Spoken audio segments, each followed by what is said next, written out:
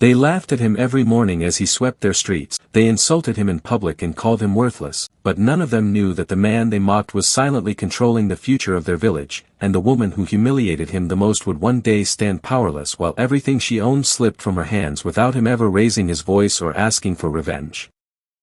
In the heart of the dusty town of Macondo, where the sun burned the earth without mercy and pride weighed heavier than hunger, lived a man named Cabello Dlamini. To the people of Macondo, Cabello was invisible. He was the man who swept their streets before dawn, who collected their waste after sunset, and who lowered his eyes whenever someone important passed by. His clothes were always clean but old, his back slightly bent not by age but by years of silent endurance. In a town obsessed with status, Cabello represented everything people feared becoming. Macondo was ruled not by law but by perception. Wealth determined respect, and poverty invited mockery. At the center of this rigid social order stood Naledi Mbeki, the daughter of one of the town's richest traders. Naledi was admired for her beauty, envied for her lifestyle, and feared for her sharp tongue. She had grown up believing that kindness was weakness and humility was reserved for those who had failed in life. Her laughter echoed in expensive gatherings, and her opinions carried weight simply because of her surname. One afternoon, as the market buzzed with noise and dust swirled in the heat, an incident occurred that would quietly set destiny into motion. Cabello was sweeping the road near Naledi's family shop, careful as always not to obstruct customers. A sudden movement caused his broom to touch the edge of Naledi's designer shoes. It was barely a touch, almost nothing, but to Naledi it was an unforgivable offense. She stopped abruptly. The market fell unusually silent. "Do you know how much these shoes cost?" she asked loudly, her voice sharp enough to cut through the air. Cabello froze. He immediately stepped back, lowering his head. "I'm sorry, madam," he said calmly. "It was not my intention." But apologies did not satisfy Naledi. They never did. "Sorry," she scoffed. "People like you shouldn't even be near people like me. You clean dirt because that's all you're worth." Laughter followed. Some laughed out of fear, others out of agreement. A few looked away, ashamed but silent. Cabello said nothing. He simply nodded, picked up his broom, and walked away slowly, each step steady, each breath controlled. What no one noticed was the way his jaw tightened, not in anger, but in resolve. To the people of Macondo, the moment was entertainment. By evening, it was gossip. By morning, it was forgotten. But for Cabello, it became a mark etched deep into his memory, not as an insult, but as a lesson. That night, in his small one-room shelter at the edge of town, Cabello sat alone under a dim lantern. The walls were bare, but his mind was full. He did not curse Naledi. He did not cry. Instead, he reflected. He reflected on how easily dignity was denied to those without money, how effortlessly respect was granted to those who had never earned it. Cabello had lived many lives before becoming a street cleaner. What Macondo did not know was that life had already tested him far more harshly than their insults ever could. Years earlier, Cabello had left his home village with dreams much larger than Macondo. He had studied economics under a government scholarship, excelled quietly, and even worked briefly with a development firm. But corruption, betrayal, and a false accusation had stripped him of everything: his job, his reputation, and his future. Rather than fight a system designed to crush the powerless, Cabello chose disappearance over destruction. He came to Macondo not to hide, but to rebuild from the ground up, anonymously. Sweeping streets was never his identity, it was his strategy. Every coin Cabello earned was saved carefully. Every night, he read old books borrowed from a retired teacher who never asked questions. Every day, he observed how businesses operated, how traders negotiated, how people revealed their true nature when they believed no one important was watching. Macondo, in its arrogance, exposed itself fully to him. Naledi, meanwhile, continued her life untouched. She attended lavish events, spoke of ambition without understanding struggle, and dismissed the poor as if they were a different species. Her father often praised her confidence, mistaking cruelty for strength. In her world, success was inherited, not earned. What Naledi did not realize was that arrogance plants seeds whose harvest is unavoidable. Weeks passed. Months followed. Cabello remained the same to the world, silent, bent, invisible. But internally, he was constructing something far greater than revenge. He was building clarity. He understood that power shouted, but real power waited. The town of Macondo would soon change. Not through noise or violence, but through revelation. And when it did, the same streets that Cabello once cleaned would become witnesses to a truth so heavy that laughter would die mid-breath. Because the man they mocked was not what he seemed. And the woman who insulted him had no idea that her moment of pride had already written the first line of her downfall. Time did not move in Macondo the way it moved elsewhere. In the town's narrow lanes and dusty markets, days repeated themselves like an unchanging echo. People woke, traded, judged, and slept, convinced that tomorrow would look exactly like today. This illusion of permanence was the greatest weakness of Macondo, and Cabello Dlamini understood it better than anyone. After the incident in the market, Cabello became more careful, not out of fear, but out of intention.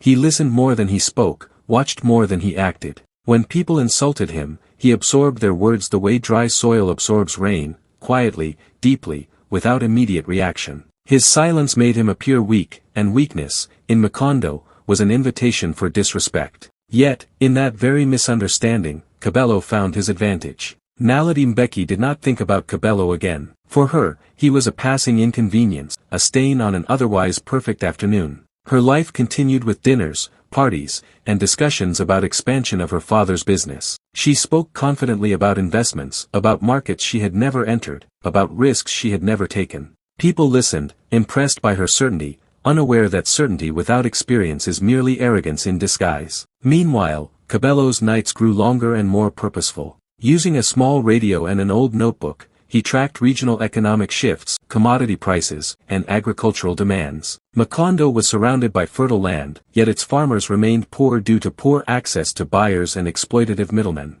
Cabello saw what others did not, an opportunity hidden in plain sight. He began quietly. On his route through the village, he spoke with farmers while sweeping their compounds. He asked simple questions: how much they sold their produce for, who bought it, how often payments were delayed. At first, they laughed at him. What could a street cleaner understand about business? But Cabello did not argue, he listened. Over time, curiosity replaced mockery. Farmers began talking. They had never been asked these questions by anyone who mattered. Using the little money he had saved, Cabello made his first move. He pooled small amounts from 3 struggling farmers and arranged a direct sale to a buyer in a nearby town, cutting out the middlemen. The profit was small, but it was real. More importantly, it was fair. Word spread quietly, not through announcements, but through trust. Macondo did not notice the shift at first. It never does. Change rarely announces itself loudly. Naledi, however, began to sense something unsettling. Her father's business faced unexpected delays. Suppliers demanded new terms. Farmers were no longer desperate. For the first time in her life, Naledi encountered resistance that could not be silenced by money or intimidation. She blamed incompetence. She blamed laziness. She never considered that power might be moving beneath her feet. Cabello expanded carefully. He registered nothing in his name. He used intermediaries. He remained invisible. To the town, he was still the man with the broom. To the growing network of farmers and buyers, he was simply the connector. No face, no title, only results. What Cabello understood, and what Macondo did not, was that respect gained through fear is fragile, but respect earned through fairness becomes unbreakable. As months passed, the economic balance of the town began to shift. Small traders gained confidence. Farmers repaired their homes. Children stayed longer in school. The same people who once mocked Cabello now benefited from a system he quietly built. Ironically, they praised an invisible savior while continuing to insult the man in front of them. Naledi grew increasingly frustrated. She attended meetings where her words no longer commanded silence. She noticed that people nodded politely rather than eagerly. Her influence, once unquestioned, began to erode. For the first time, she felt something unfamiliar: uncertainty. One afternoon, during a heated discussion about declining profits, Naledi slammed her hand on the table. "Someone is interfering," she declared. "Someone is manipulating the market." She was right, but not in the way she imagined. Her father advised patience. "Markets change," he said calmly. "Adaptation is strength." Naledi disagreed. To her, adaptation felt like surrender. That evening, as Cabello swept near the Mbeki estate, Naledi noticed him again. Something about his posture unsettled her. He no longer looked bent. His movements were deliberate, controlled. For a brief moment, their eyes met. Cabello did not look away. It was a small moment, insignificant to anyone else, but it disturbed Naledi deeply. For the first time, she felt seen, not admired, not feared, but evaluated. She dismissed the feeling quickly. People like him did not evaluate people like her.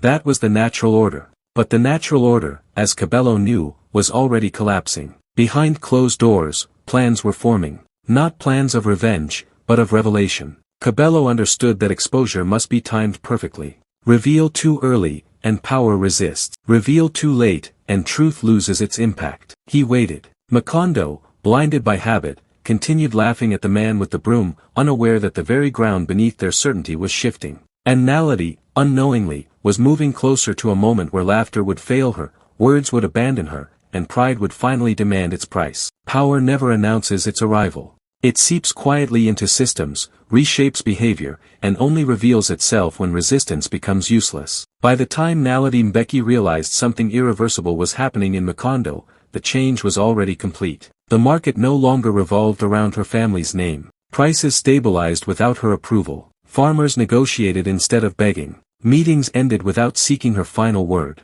These were small signs, almost invisible, but together they formed a truth Naledi was not prepared to face. She was no longer at the center. Her response was predictable. She grew sharper, louder, more dismissive. She mistook aggression for authority, believing that intimidation could restore the order she once controlled. Yet intimidation requires fear, and fear had quietly left Macondo.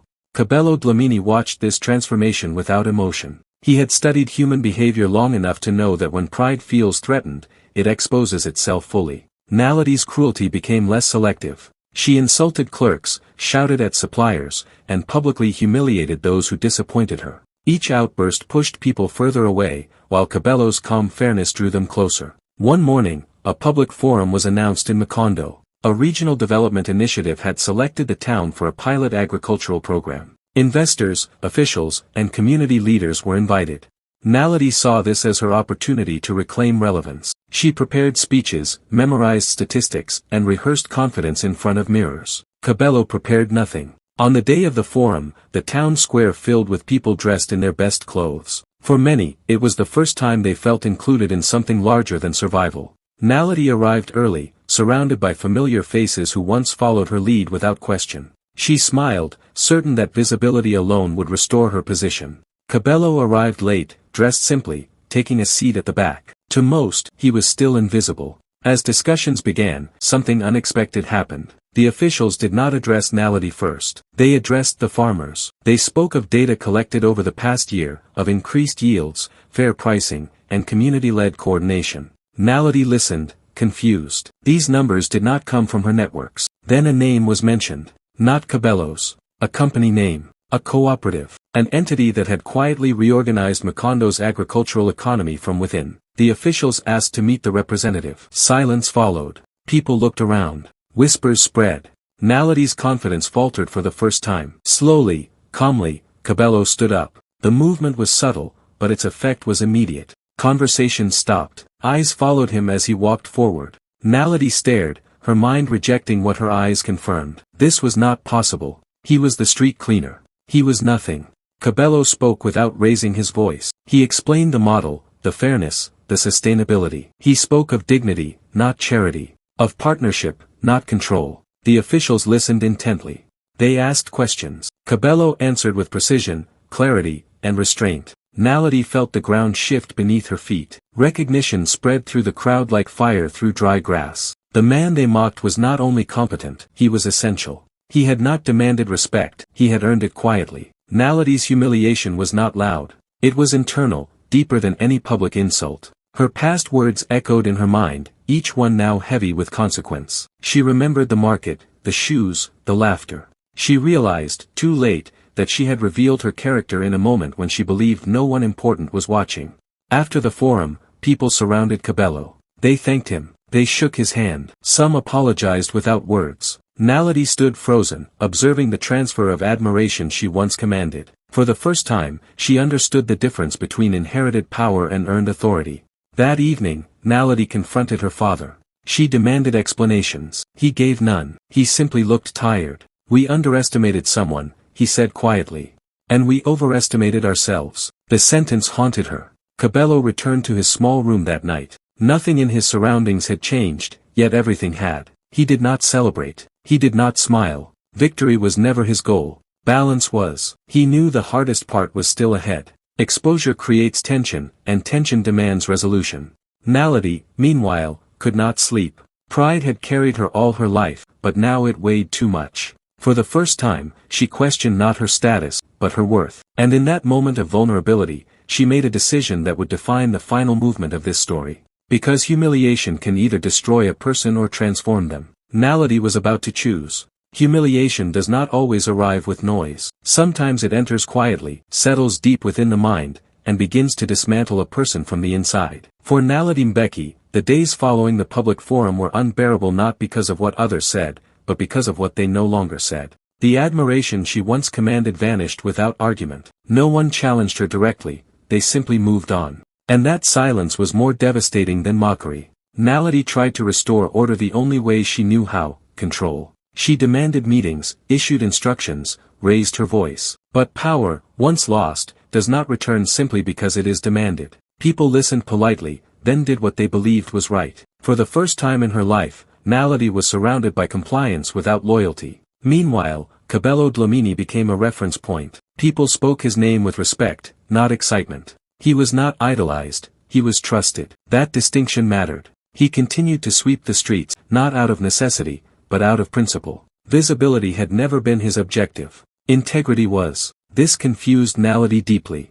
She expected arrogance, revenge, triumph. Instead, she saw restraint. The man she had publicly humiliated behaved as though her insult had never occurred. That absence of retaliation unsettled her more than any confrontation could have. One afternoon, Naledi made a decision driven not by strategy, but by desperation. She went alone to find Cabello. She found him where she least expected, behind the market, sweeping the same dusty road where she had once mocked him. The memory struck her like a physical blow. For a moment, she considered turning back. Pride argued, fear insisted, but something stronger pushed her forward. She called his name. Cabello stopped but did not turn immediately. When he did, his expression was neutral. Not cold, not warm, simply present. Naledi struggled to speak. Words that once flowed effortlessly now felt heavy. She attempted authority first, then formality, and finally, honesty.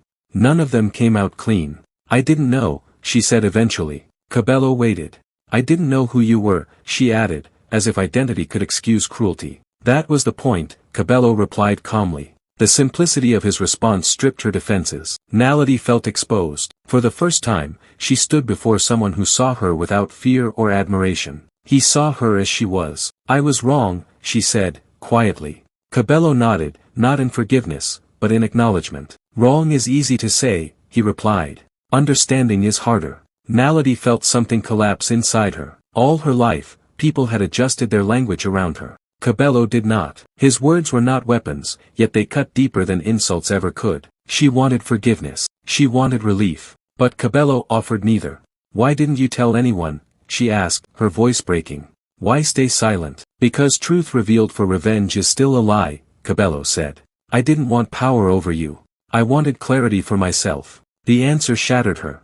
Naledi realized that her downfall was not engineered. It was earned. Cabello explained nothing further. He picked up his broom and continued working. The conversation was over. Naledi walked away altered. That evening, she looked at her reflection and did not recognize the person staring back. For the first time, she questioned the foundation of her confidence. It had been built on fear, convenience, and inherited privilege. None of it belonged to her. The consequences unfolded quickly. Investors redirected partnerships. Her father stepped back, exhausted by years of managing arrogance mistaken for leadership. Naledi was left with a choice she had never faced before: learn, or disappear. Cabello, meanwhile, began the final phase of his work. He formalized the cooperative, ensured legal protections, and stepped away from daily operations. Power centralized around him would have betrayed everything he built. True success, he believed, was the ability to leave without collapse. Macondo changed permanently. The social hierarchy softened. Wealth still mattered, but dignity was no longer negotiable. People remembered what they had witnessed. Silence taught them more than speeches ever could.